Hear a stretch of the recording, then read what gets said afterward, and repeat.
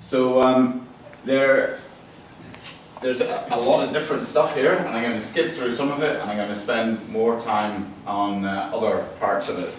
I'm going to do a bit of self-analysis, because I was told that it's appropriate to do a little bit of self-analysis and sort of to out some of your inner motivations. Talk a bit about this sort of psychology research I've been involved in, and then the idea of moving upstream to a broader type of psychology, and then also talk about assisting living and learning, particularly through the technology side of things. I was getting a bit hot with Aidan's introduction there. Wondering how to live up to that. And you maybe come across this idea of stories that we tell ourselves. So this notion of narrative identity. So we tell ourselves stories, and then we become the people that we tell ourselves stories about. So you sort of socially construct yourself. So in terms of breaking in, or wanting to report a break-in, I wanted to tell you about 3 different sort of personal break-ins in a more sort of light-hearted way.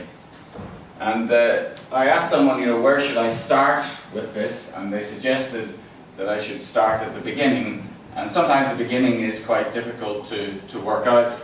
So in this case, I'm going to start with a notice that was placed in a particularly strategic and important place back in 1961, in round about the first week of October.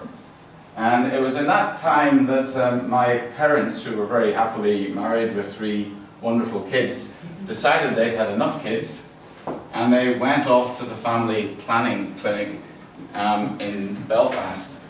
And they arrived about 4:30, and luckily this notice. So they returned on the Monday, very determined. But during that weekend, 2 important events happened in Belfast. And one was the launch of the Canberra liner, and the other one was a different type of launch.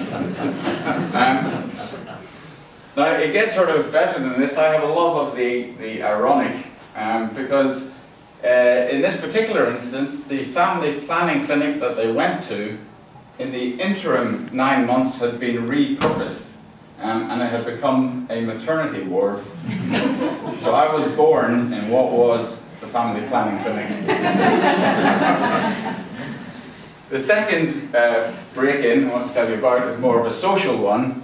And when I was in Belfast, I went to a school called Orangefield Boys Secondary School. Now, I'm not sure what the guys would think of me cohabiting with a pontifical university now, but hopefully they would be quite pleased. This is probably a really bad picture of Orangefield. It was a very good school in lots of particular ways, but it was an all-boys school, it was an all-Protestant school, and it was a school for people who had all failed their qualifying. So it was sort of segregated in a number of ways. And when my family decided to move back to Scotland, I found myself in a different sort of environment. So just down there, actually was the school I went to, and we had our afternoons on a Wednesday. Our sports day was going skiing. I lived just in the next sort of glen over here. This is the highest mountain, Ben Nevis, where my grandfather was one of the people who built a conservatory, observatory, not conservatory, on top. And this is Glenfinnan, a nearby place. Now, most people, when you say you went to school in the Highlands, they think you went to a very quaint little school. This was the school, and it had between 17 and 1800 pupils. Everybody within 30 miles went to the same school. So boys and girls, Protestants, Catholics, and every other religion, and people of all academic abilities. So it was a wonderful school in terms of promoting social inclusion. I had various friends who, for instance, would have had parents who were let's say, unemployed long term on our rugby team, and I had another friend who owned 3 farms in Africa, 4 hotels in the UK, and had a yacht called Tutti Frutti that won the Cape Town Rio race. And we all played together literally and judged each other in terms of our merit, be it on the rugby field or academically or whatever. So that was a real break-in for me to sort of social inclusion.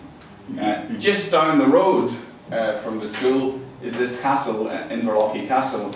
And I don't know if any of you have seen Outlanders, but it's a wonderful series about basically romantic Scotland, and some of the scenes are set in this place.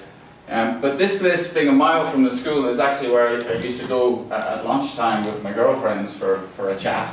And as it happens, in the series Outlander, they depicted almost exactly the sort of thing we got up to. Sort of. Okay, and the third type of break-in I want to tell you about, I guess, is a more sort of psychological break-in. So I'm dyslexic, and for many years I felt there was a considerable but invisible barrier between what I was able to do and what other people were able to do. This sign is a very innocuous, neutral sign. To illustrate the importance of symbolism, to me, I hate this sign, because when I was 11, my reading age was 7. Whenever I see this, I still get annoyed. So things that seem to be quite innocuous can really be, social barriers as well. But I was very lucky. I had parents who were extremely motivated, and they were also extremely well educated. My mother was able to go off and train to be a special needs teacher. And many years later, I think you'll agree this is a definition of a proud mother with her son graduating. And I also, from my father, inherited his sort of strange sense of humour,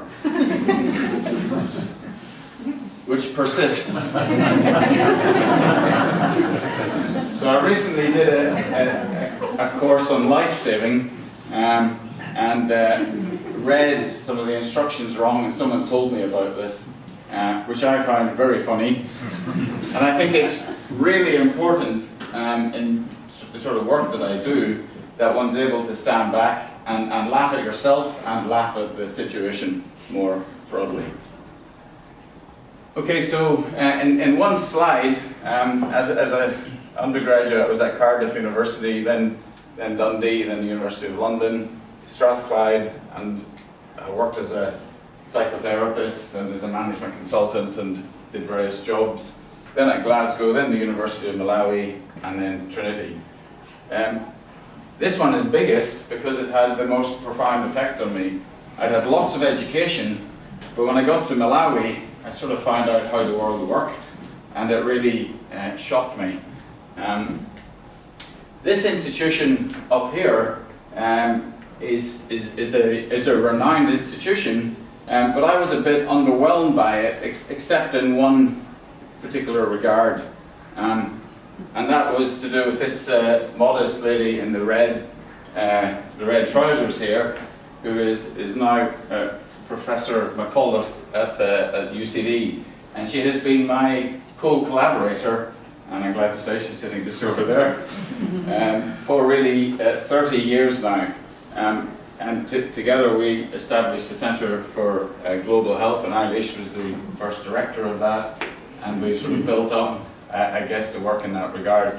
I, however, can take credit, if you look at her hairstyle there, I can take credit for much improving her hairstyle 30 years later.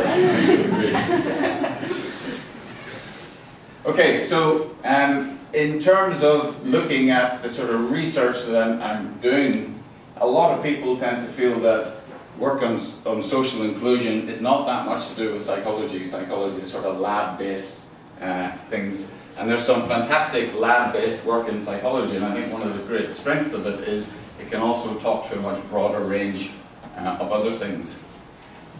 I was delighted when this document came out. Probably a lot of you are familiar with it, Engaged Research, because I thought, aha, that's what I do. Aidan had talked about me doing lots of different things, and I tend to be, I guess, like many of us, attracted to sort of shiny intellectual problems that you think you can make a contribution to. But this is a way of sort of encapsulating it. And within that document, it points out different sorts of impacts you can have. And I think to some extent, I was sort of slightly horrified to realize that I've sort of contributed, albeit rather modestly, in actually each of these quadrants. So I want to tell you what I'm not going to talk about. I'm not really going to talk about my research around culture and health, which has been, which is still ongoing, and which I'm doing with Fiona Larkin, or so much on international aid and development, which I'm working with Frédéric Valliere on, or indeed the humanitarian work psychology, which I've developed along with others, but particularly Stuart Carr from Massey University over about 30 years since we both worked in Malawi, or indeed, and Aidan did warn you I had very broad interests, the maritime psychology work that I've been doing more recently with Joanne McVeigh. So what I am going to talk about, I'll now sort of proceed with, and I want to start by talking about the Dublin Psychoprosthetics Group. And this is really a group that we established on the basis that it's pretty obvious that when someone has an amputation that it's a real physical injury and that they're using sort of real hardware, solid equipment. And therefore, it's important to try and invest out the degree to which there are other factors involved. And this group has really worked to do that. I like to show this image of the Venus de Milo because I think many people would argue that this is one of the most attractive renderings of a woman that's in existence. But that's what they say in the Louvre where she's kept. But according to this, she's also a lady with 2 amputations. But people don't see her like that. They think her arms are lost somewhere. They were never recovered. But they sort of assume that she's a fully continuing person. So she embodies certain ideas of completeness that perhaps also reflect some of our latent prejudices.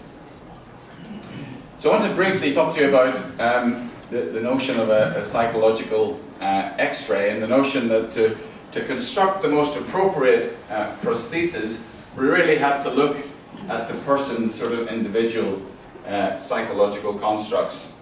One of the people I was very lucky to work with, Campbell Aird, who unfortunately a few years ago passed away. The research I'm going to talk to you about was done around 2004 when we published a paper together. At the time when we published it together, someone suggested to me it was unethical to publish work with someone who was a user of technology. Now things have come almost full circle, where it's become unethical not to publish things with users of technology. So we did a thing called a repertory grid. So excuse all the numbers, but let me just conceptually explain what this is. Down the left-hand side, you have different constructs. So you have things like my ideal self, self as I am now, self as others see me, and then we identified between us various other attributes that we felt were relevant in terms of this interview I was doing with him in terms of his experience of using a prosthetic arm. So electric arm, intact arm, own body, mannequins, and so on. So in a repertory grid, what you do is you ask people to pick out 3 things, and then you say what's similar about 2 of them and different about the 3rd one. And they come up with the constructs that you see along the top. So best I can be, morally okay, high acceptability, and so on. So these are implicit constructs, if you like, and that's why it's sort of sometimes called the psychological X-ray. They're not things that people are explicitly necessarily aware of, but they're themes that are of importance to them. So if one looks at how, Campbell and I looked at this sort of grid that he produced, and basically between us tried to work out what does this mean about yourself and your use of technology. And for him at that time, he'd also been offered the opportunity to become the recipient of one of the first biological arms, so an arm transplant.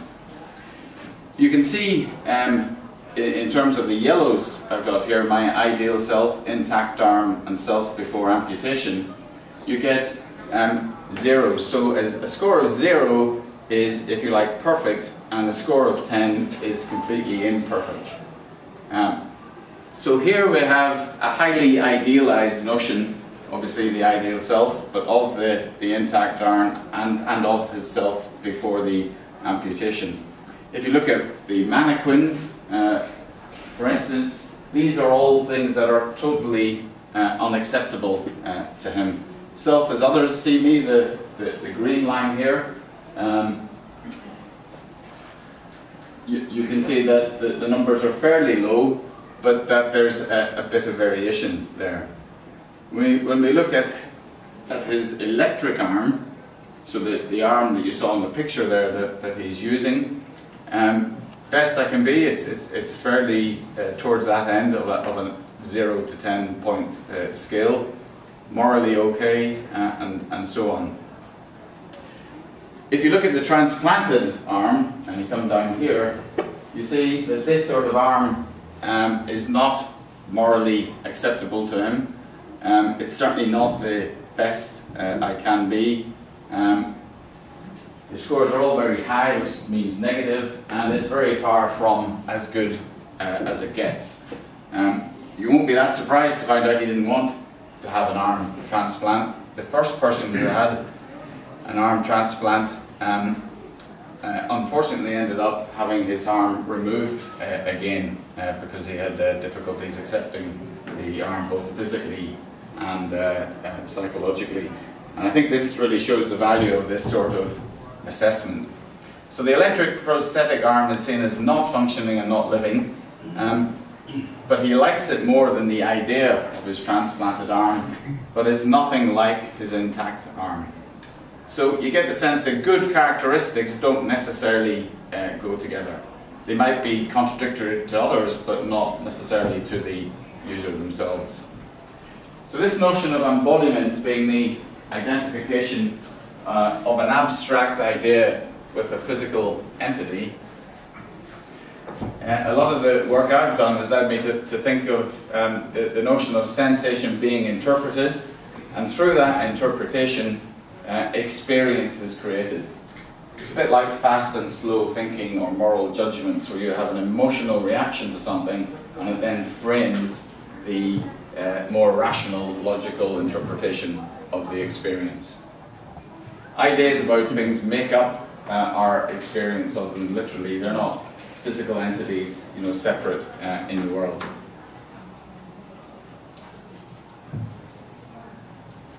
Okay, I'm going to skip that one and just tell you about, so we, as you know, psychologists have a sort of fetish for producing questionnaires, and so of course our group has produced a questionnaire which has now been used in over 30 countries, translated into 20 odd languages, and I guess with all the stuff we've done both within psychology and within global health, it's really important that they're freely accessible, and also to me that one doesn't have sort of barriers to access. It'd be a bit ironic doing stuff about promoting inclusion and then requiring people to pay for stuff to promote their own inclusion. So in this particular measure, we really looked at things like psychosocial adjustment, activity restrictions, and satisfaction with subscales.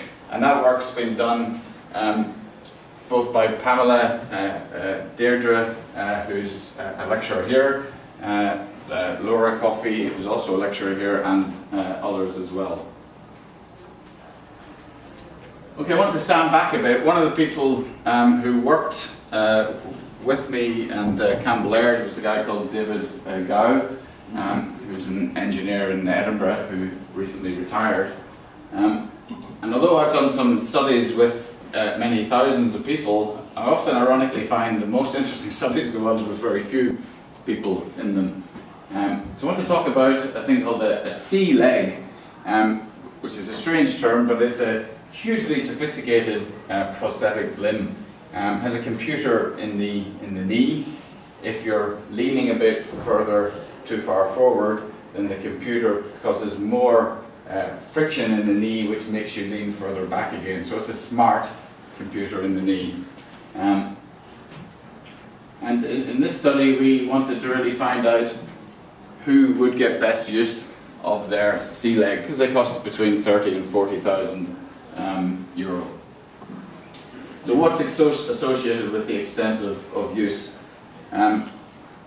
So I won't go through what all the acronyms mean, but if we look at the participants in this study, on average they were well adjusted, had good mental health, were relatively well satisfied with their C leg in terms of the previous questionnaire I showed you, used it for most of their waking day, had good coping skills, showed a low level of cognitive failures. You might not know what cognitive failures are, but you've probably almost certainly had them. If you go into a shop, do tell me you've had this experience, you go into a shop and you think, what on earth have I come in here for? So now you know that's a cognitive failure.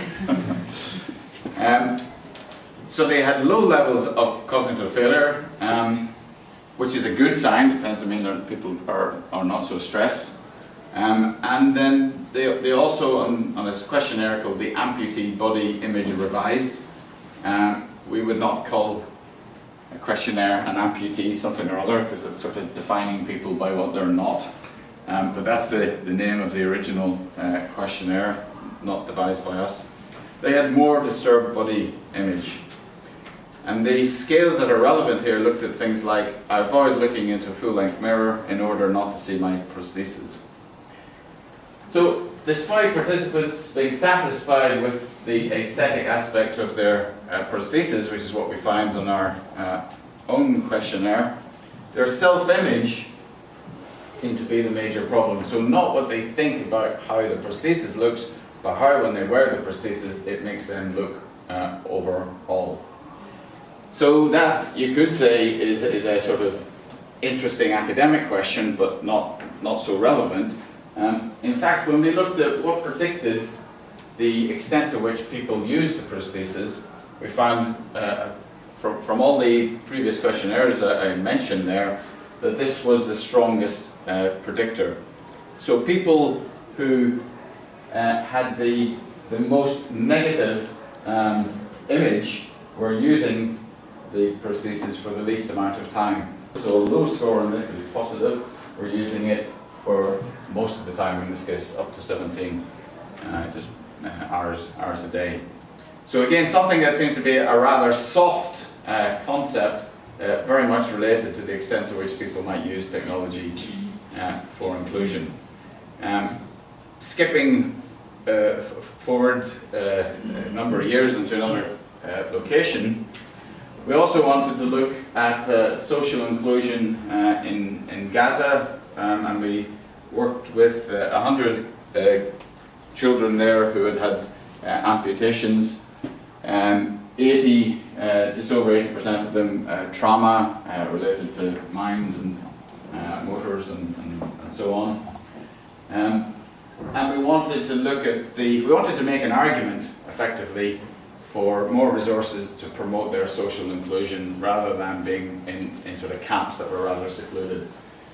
So we developed another questionnaire, and we went through all the appropriate psychometric procedures, and basically we showed that it worked as a questionnaire, and it has things like, I'm included in the school activities, both curricular and non-curricular, or I enjoy when I'm invited to events related to people with disability, and so on. So here a high score means less social inclusion. The General Health Questionnaire is a measure of mental well-being and loads very heavily, particularly on feelings of depression. So the worse was the degree of social inclusion, the greater was the depression and the sort of mental health problems generally.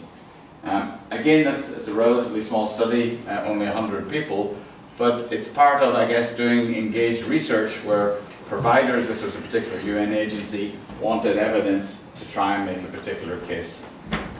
Interestingly, when you look at what predicted social inclusion, the findings indicated that the gender of the child and the sense of efficacy, so the feeling that you believe that you have the skills to achieve the ends that you want, efficacy.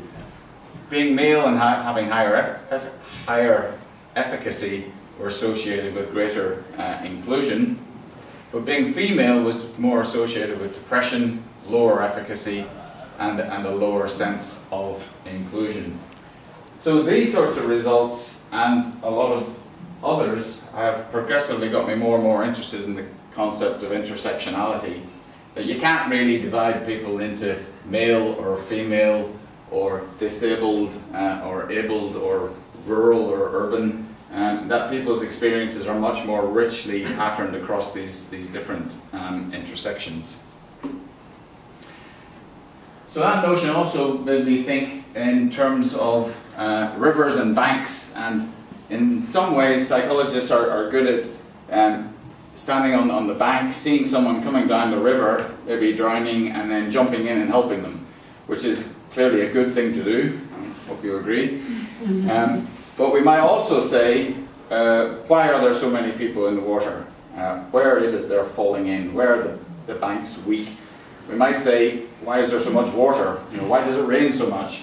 So this notion of moving up to some of the broader determinants. And this is something which I guess I like to call macropsychology. Now, I don't actually like to call it that. I much prefer to call it. But as I said, I am dyslexic, and people tell me that it should be called that. So that's what I'll stick with. Most psychology, I guess, is about understanding things down. It's about looking at a broader behavior and then trying to develop insight by looking at what are its underlying constituents. And I think 95% of the success of psychology has been based on some fantastic research around that. And I'm not suggesting for a minute that anyone should stop doing that research, because it's very complementary to the macropsychology. I would see macropsychology about understanding things up, understanding more about the broader sort of context, the distal determinants. And now with a lot of big data, with a lot of policy related evidence-based practice and so on, there are superb opportunities to collect information that's of relevance to macropsychology, where it's more about, I think, developing outside rather than insight. So when I worked in London, I would have many, particularly black men, coming to see me who were very depressed, and I always felt it was a bit odd, me treating them for their individual depression, when the things that were making them depressed were to do with their lack of access to employment, in terms of the particular area, also some prejudice there, and so on and so forth. So in a sense, their individual response was a very appropriate response to an oppressive situation.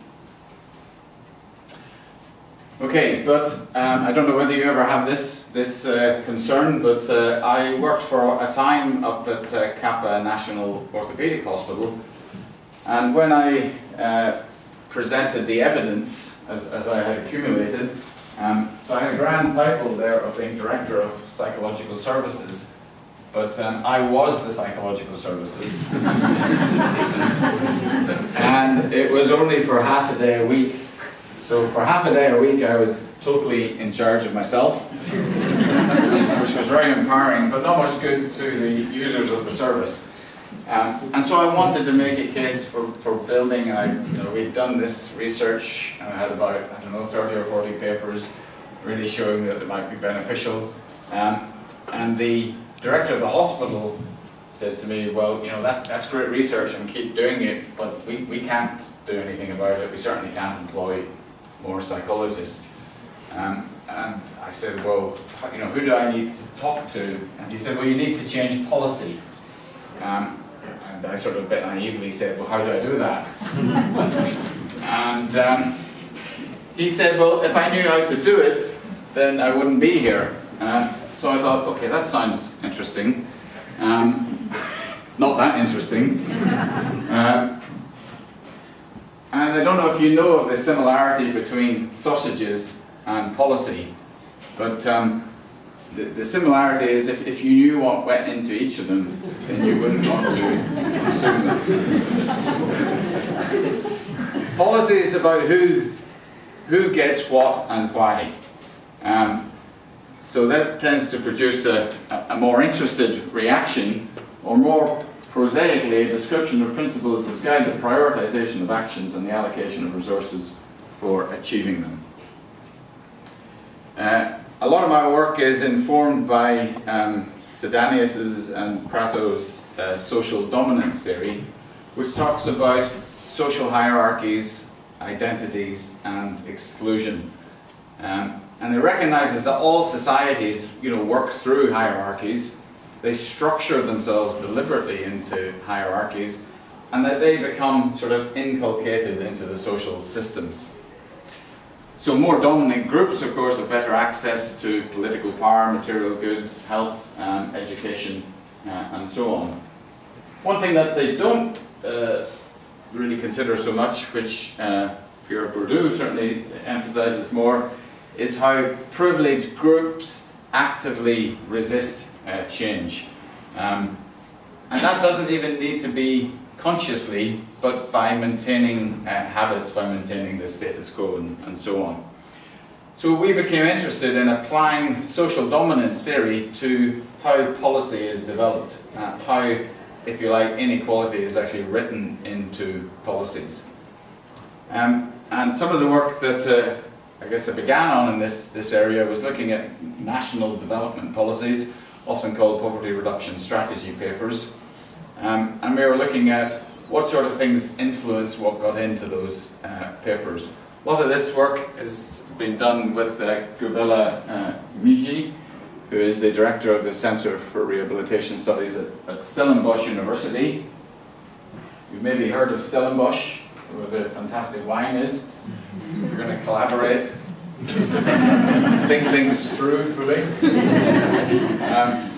So across these 4 African countries, we used a range of qualitative instruments, key informant interviews, focus groups, critical incidents, the nominal group technique, force field analysis. Not going to go into what they all are, but they're basically different ways, different windows on people's experience. In this case, their experience of the policy development process. This was a 3-year project funded by Irish Aid, and I'm going to show you the results which you won't be able to see.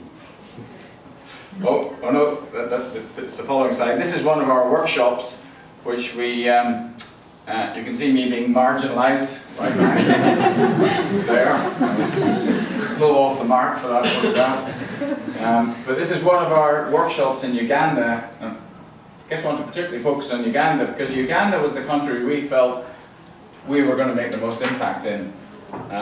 These are results, sort of table of the things that we found to be, that is, of what people told us were the most important things in their country in terms of making policy more inclusive. But I wanted to mention Uganda because we had a postdoc working in Uganda for the best part of a year, working very closely with a civil society organization. And at the end of the year, we had a great opportunity that they were creating a new national development policy. So she spent a long time working with them, and they consulted with us, and we gave them feedback, and we were very excited about what the new policy would look like. What it looked like was, rather than disability being mentioned 3 times, it was mentioned, I think, 7 times. But that's all that there was. The word disability occurred more, but there weren't really more resources becoming available. So that was a sort of disappointing, to say the least, outcome of that. We got publications, etc., but it was more of an action research project where we really wanted to produce change as well.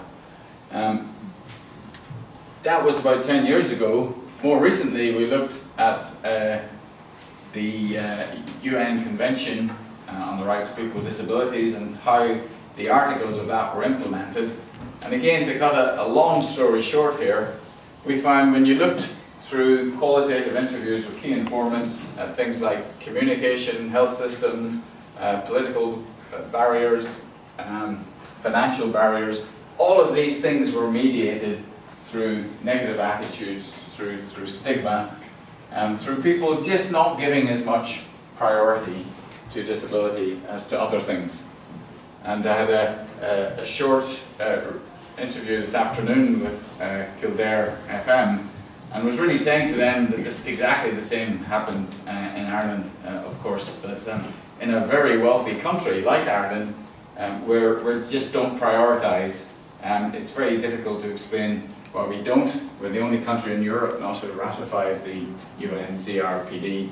It's pretty simple. You don't need to try that hard. It's that we just don't give priority to people with disabilities.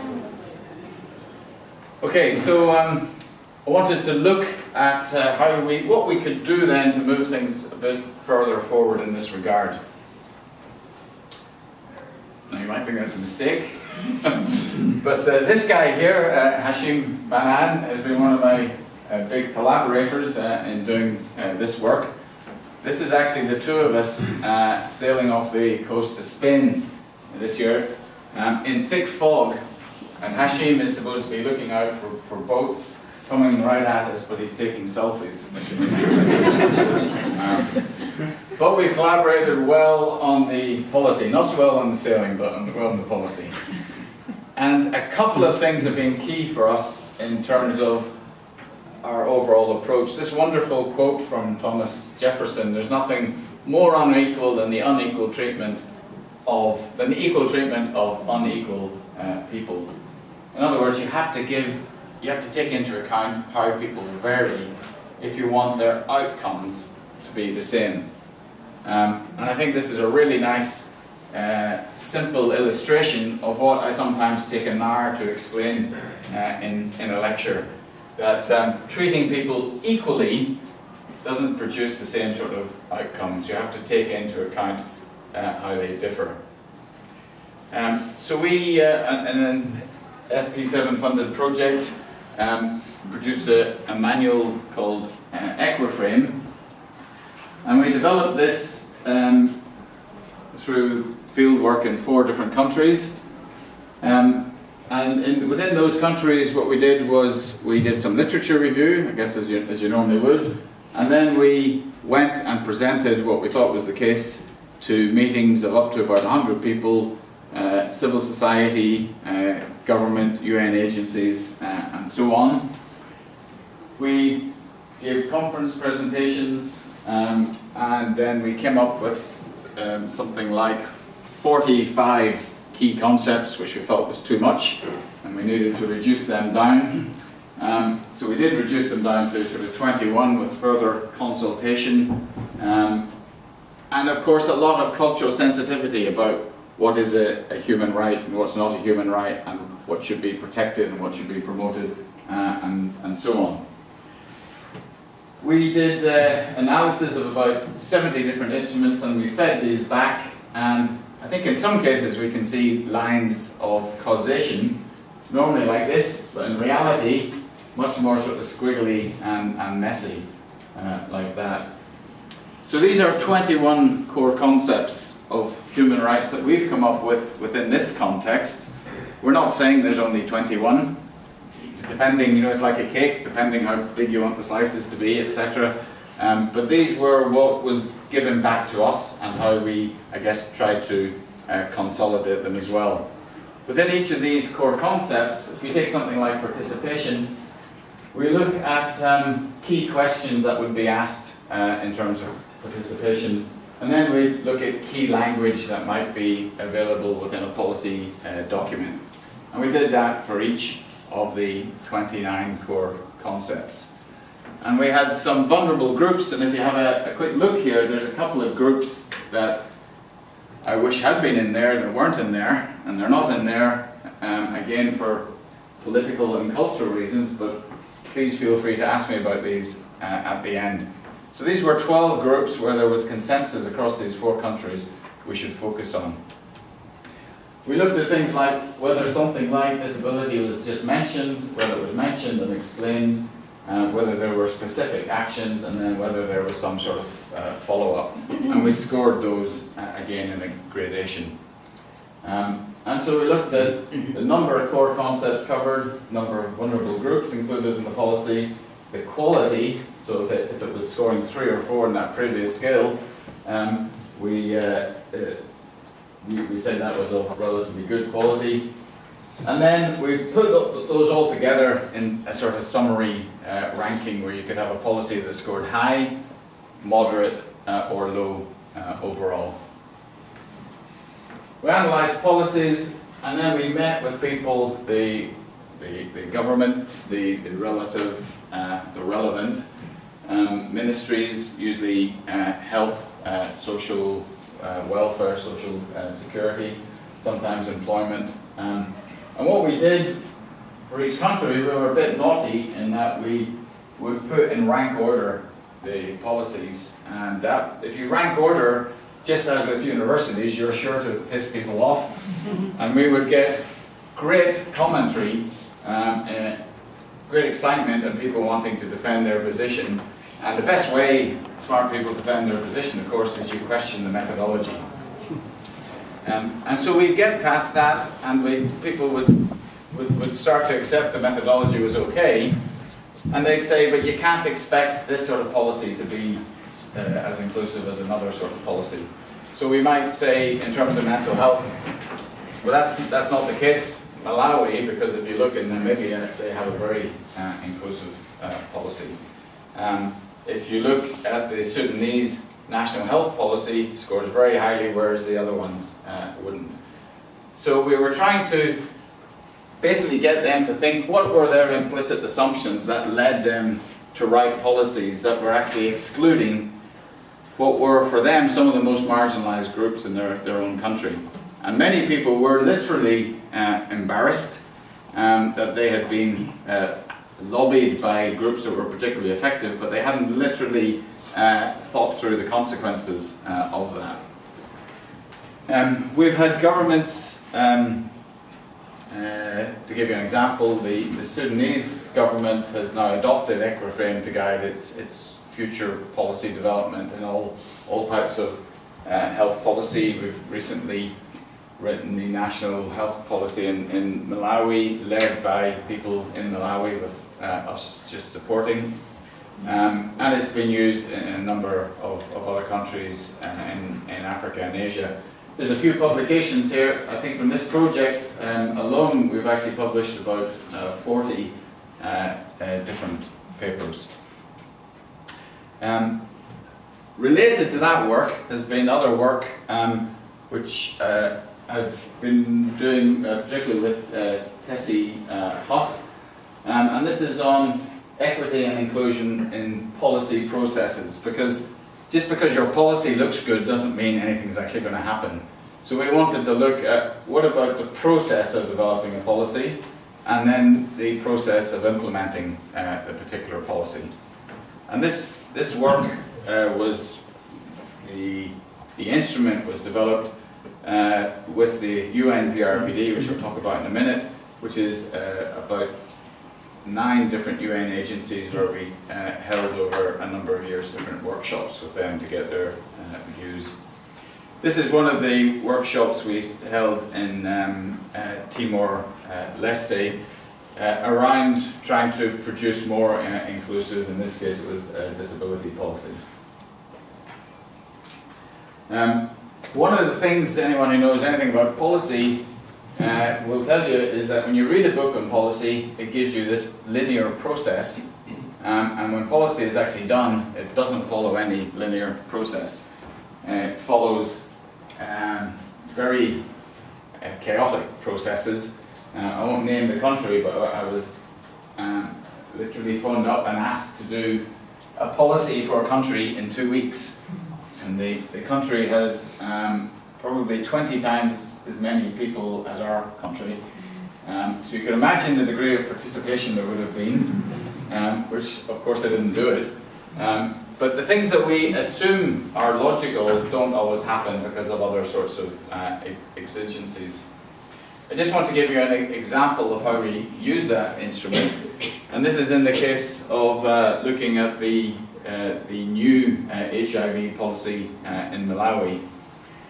So what we do here is that we sort of map out the areas of policy development and policy implementation which are effective, they're scored, and we present these again to government and civil society. These are not closed shops. The whole importance of it is to share it. And we get people to talk about, well, how do you go from this low score in terms of sharing information with policy beneficiaries, how do we move that up? But also celebrating what are some of the things that you're really good at. Hugely important if you're going to go into a country to tell the country they're good at doing things rather than just tell them that they're bad at doing things. So that sort of work has led us to contribute to the establishment of the new Inclusive Policy Hub with UNESCO as part of its management of social transformation program.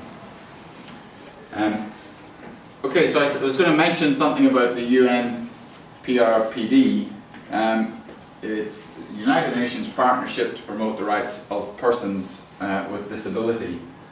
At the minute, it's working across 20 different countries. I think it's already the biggest sort of disability project in the world. It's soon going to go to just about 40 different countries in its third phase, and I'm told there's going to be a fourth phase. So we're all feeling exhausted even before the third phase begins. But what this project is looking at is structural change. So trying to change the settings and conditions in which people live so that it facilitates down the line, if you like, more barrier-free individual behaviour. So within this project we look at things like stigma, prejudice, stereotypes. We look at the way in which the national disability architecture is designed. We look at service strengthening. We look at designing environments to make them more accessible to people. We look at assistive technologies and, of course, research and so on. But stuff that we know, if you like, works here or is important here or is good here doesn't necessarily work elsewhere. So we do it very much within the sense of there's a particular content, but the processes required to make something work may be quite different, and they have to be modified with the context as well. So the global theory of change for this program is really that you have the Convention on the Rights of People with Disability, you have this UN, it should be PRPD, there's data available and resources available, and the whole program, each of the projects in each country works through the UN and multiple agencies, a minimum of 3 in each country, working with civil society and with government. So if you want to participate in this program, you have to have those 3 elements coming together. And our particular role is to really help them think through, in a very sort of strategic but often also quite behavioural way, well, what is it that you need to do to advocate? What things need to be done to increase participation? That might be media campaigns, for instance. It might be identifying particular individuals that you have to go and talk to and lobby. It may be trying to change particular laws It may be bringing in an ombudsman, for instance, for mental health problems. So it could be a lot of different actions that you take. This is trying to summarize what goes on across currently 20 countries, so it's a broad conceptual frame. But even here, I've found the idea of helping people think through in terms of actions, of identifying sort of outcomes and how you measure indicators, is something that's really resonates very strongly with a lot of the skills in psychology. Wanted to share this with you. This was a workshop did earlier this year in Bogota, and might look a bit strange, but many of the participants in this workshop were people who were blind. So we had the fascinating and actually great fun situation of trying to work out how do you develop a theory of change that people who are blind can actually identify with. And in this sort of situation, you learn again a lot about your own assumptions. So we had all sorts of, this is one of the more respectable versions. There were some pretty outrageous versions which I'm not showing you. So the theory of change approach is about identifying pathways of influencing very complex situation. It's about engaging a variety of different actors, identifying indicators, and looking at sort of organizations and systems. But particularly, it's about giving people a mental model for how things are going to work. Many of the aid projects I've been involved in are rather narrow projects that are aiming to produce a particular outcome and neither take into account the broader context from a problematic point of view, what do the barriers need to be overcome, or from what are the resources that we can actually use to make something more effective. Okay, I'm getting towards the end now. I want to tell you a bit about GATE. And GATE, the Global Collaboration of Assistive Technology, is a group of over 900 people. It's a program run by WHO, and I have the privilege of being the research and innovation lead for this. And the overall lead for the program is my very good friend here, Chapal Casnavas. And what we're trying to do in this program is to get more people to have more assistive technology of good quality, based on needs, not on the ability to pay, supplied at scale, reliably, supported by skilled people, with protections from a lot of vested interests, and supporting this idea of inclusion. We're hearing it's not just the technology, it's the technology to do something that gives people opportunities and so on. And so we're interested in older people, people with disability, people with non-communicable diseases, mental health conditions, and people with gradual functional decline as well. One study, for instance, that we've recently started in Japan is looking at the experiences of people using assistive technology who are around about 100 years old or more. So within Japan, there's 66,000 people who are over 100. In France, they just brought out a paper this year saying that within 30 years in France, there's going to be 11 times as many people who are over 100 as there are today. So this is something that is happening everywhere, certainly happening in Ireland, and we're not very well geared up to respond to this. Important to stress that the technology is to do real positive things for education, for, as I say, escaping hunger, greater mobility, inclusion, participation. And we've developed a sort of systems approach. Often in this sector, it's because things aren't connected up properly that they fail. Even when there's fantastic technology, it often doesn't see through to the end user in the way that it could. It may do for one or two people, but in terms of a broader system supplying it, it's often very problematic.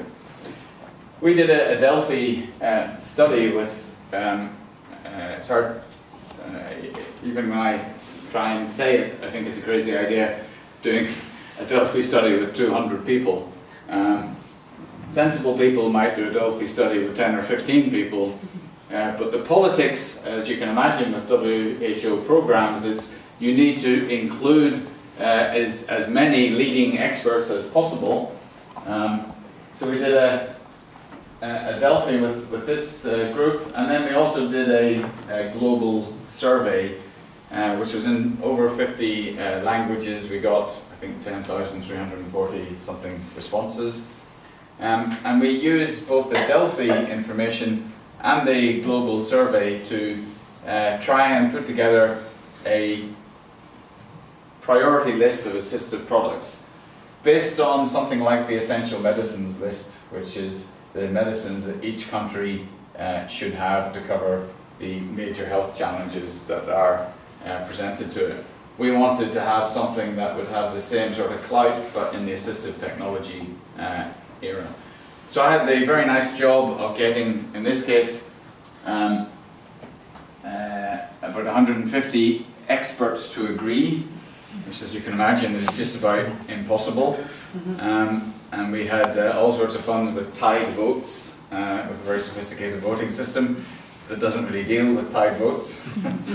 So what we produced from this was a assistive product list, and it goes through 50 different products, ranging from things like a braille display to deaf-blind communicators, to canes, to prosthetics, I mentioned before, wheelchairs, and so on. I'm very pleased to say that we then were able to present this at the World Health Assembly. And when you present something at the World Health Assembly, you need countries to sponsor it. And Ireland was one of the countries who sponsored it. It was led by Pakistan, seconded by Guatemala, and then there were 4 or 5 other countries who supported it as well. We've done work around showing people how assistive products are important for achieving the Sustainable Development Goals. So we're all signed up now to the Sustainable Development Goals, and we want to show people that to truly achieve these, you have to deliver on this phrase of leave nobody behind. And assistive products are one of the ways in which you can ensure you leave nobody behind. So in this particular paper, we break down what a particular Sustainable Development Goal is, and we conceptualize its relationship with assistive products, and then we give an example of research that has shown the relevance of this. And we've also held further meetings to establish a research agenda. And we've recently, some of us in this room, just come back from the Global Research and Education on Assistive Technology Summit, which we obviously called the Great Summit, where we have identified some of the key things that need to be addressed. 2 broad principles. First, that user involvement is absolutely key. So when I was doing my clinical training back in the day, rehabilitation was something we did to people, rather than the people who are now, rather than being rehabilitated, it's more to do with habilitation. How is one going to live effectively with whatever impairment you might have? And particularly, how can the user be helped to lead that process rather than just receive the process? And then secondly, the principle of taking an environmental and also a sort of social model approach, rather than the what's called the typical medical model. I think it's a bit of a misnomer, the medical model, because it's also a psychological model very often, where it's individualized. It's an internalized problem. So I think it should probably be called the old medical and psychological model. So the things we want to look at are such as effective costs and the economics around assistive technology, the policies and systems around it, the idea of having high quality but affordable technology, the sort of human resources and training needed to provide this. There are currently 1 billion people who could benefit from assistive technology. 10% of them have access to that. By 2050, it's estimated there will be 2 billion people who would need access to assistive technology. So we can't do things the way we've been. We need to do them in radically different ways. And many of those may be user-led initiatives. So, I want to talk about the green fields of Maynooth and some of the conversations I've been having in my 6 months since I came to Maynooth.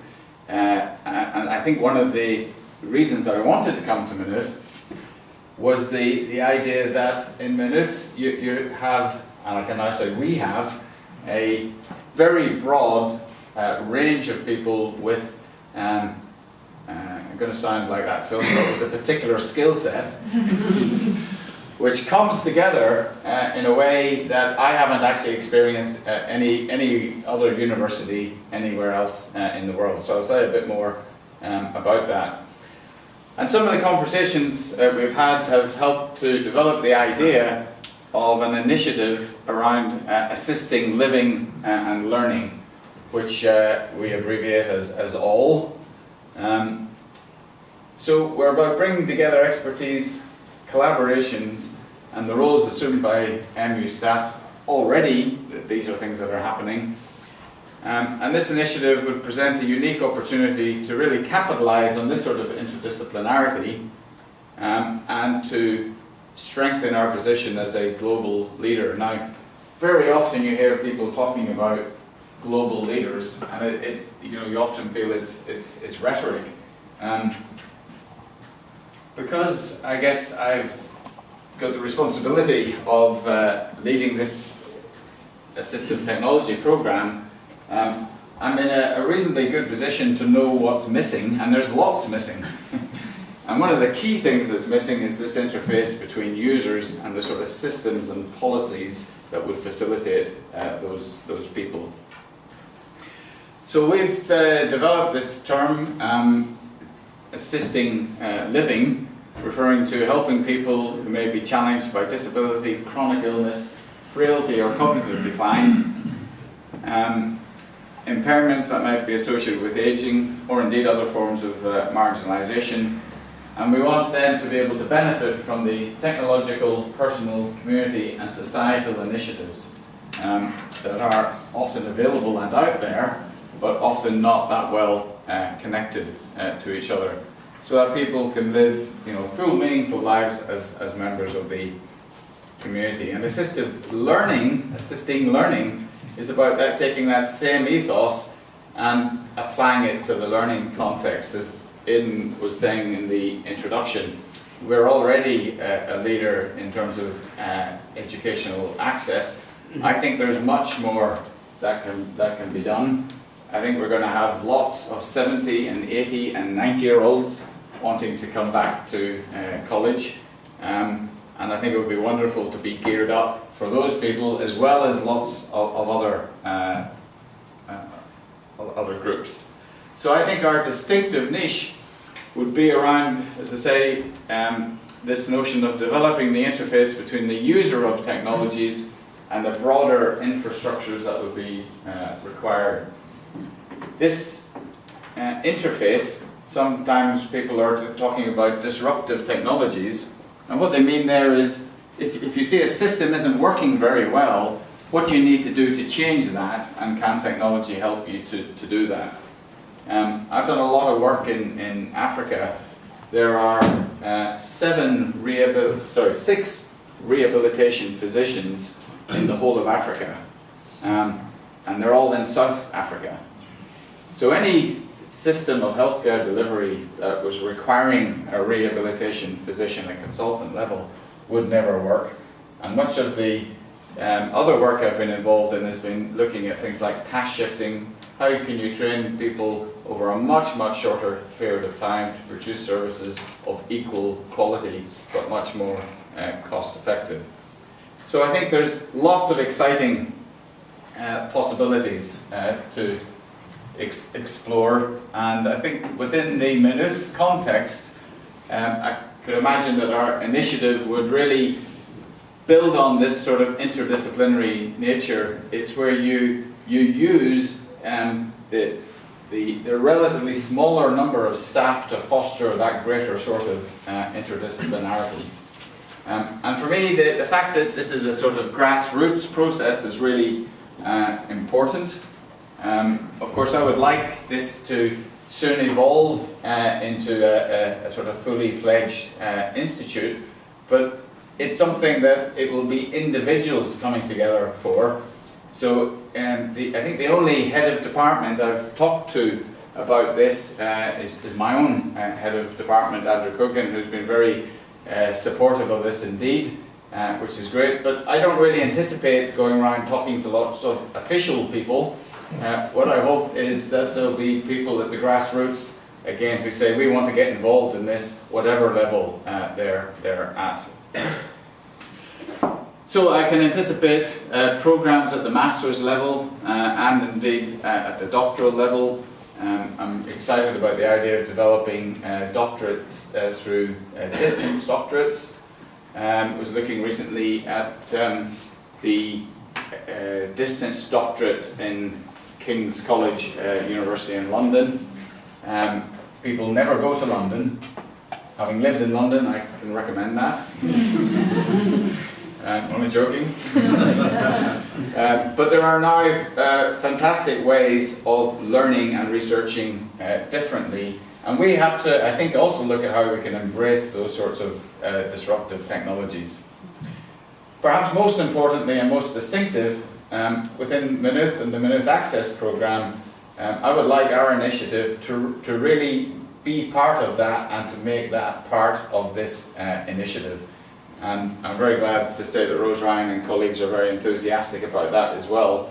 So we're not just researching about stuff out there, we're actually seeing how we can help the university in its own mission of being more inclusive within here as well. We're having a further meeting, and if any of you would like to come to that meeting, please do. Everyone is very welcome. And if you email Hilary, she might even tell you where the meeting is. Okay, very finally, thank you for listening so patiently, but I wanted to also say something about breaking out rather than breaking in. So a lot of my research over the past 20 years has involved travel, far too much travel, and I think my support team all along here has been my wife with the excellent hairstyle and my three wonderful daughters who joined us after the fog lifted, coincidentally. But it's been really important to me to have that sort of love and support and understanding of doing a lot of crazy international travel. And just like to say thank you to my family for putting up with that. And I hope amongst many other good things in coming to Maynooth, I'll also be able to spend a lot more time on working to improve these sort of systems within the Maynooth context, and hopefully with all of you. Thank you very much.